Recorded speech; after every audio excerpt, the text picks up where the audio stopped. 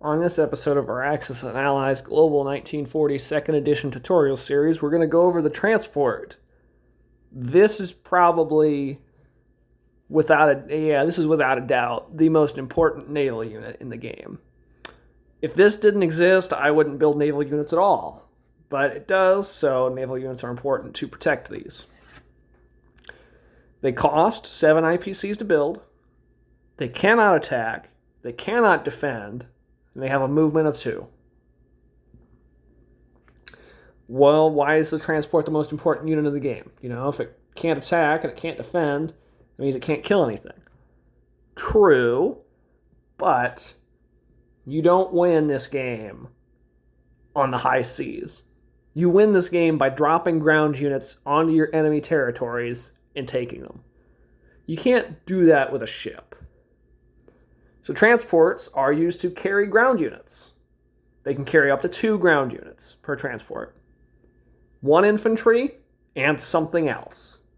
Whether it be an infantry and a mech, an infantry and artillery, 2 infantry, an artillery and a tank, an artillery and a gun, anything like that.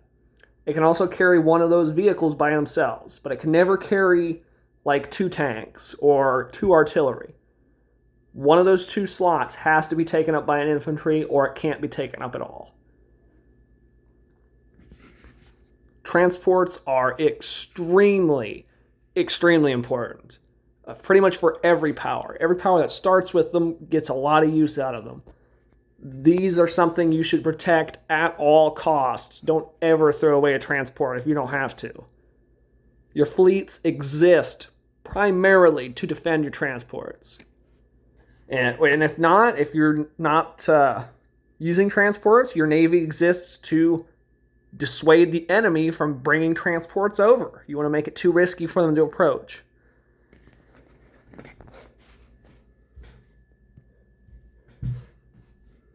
Now, for the powers that like transports, this is going to be a long list.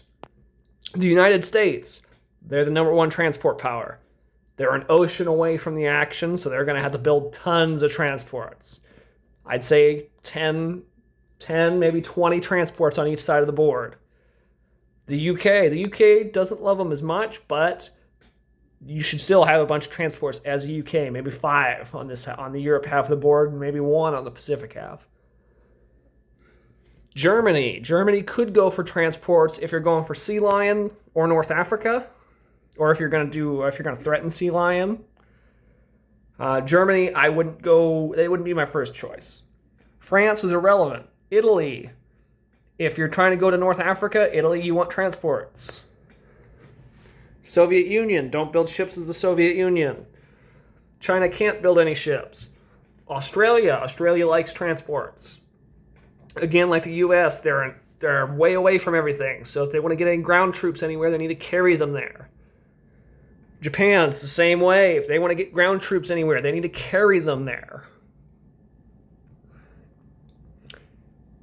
Japan can kind of get around this to an extent.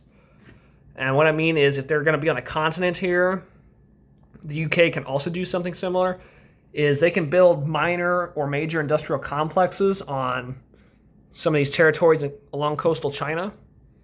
So they won't really need to transport as much if they're going heavy into the continent.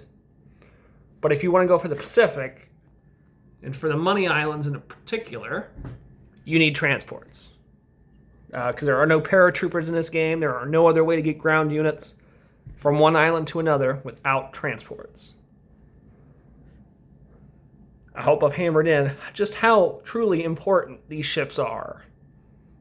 Transports are something you should build all the time if you can afford it, and if you need to move units around. I mean, that's another thing. Like, you can use transports as a mobility tool. Like, infantry and artillery are slow. You can use transports to double and sometimes triple their movement.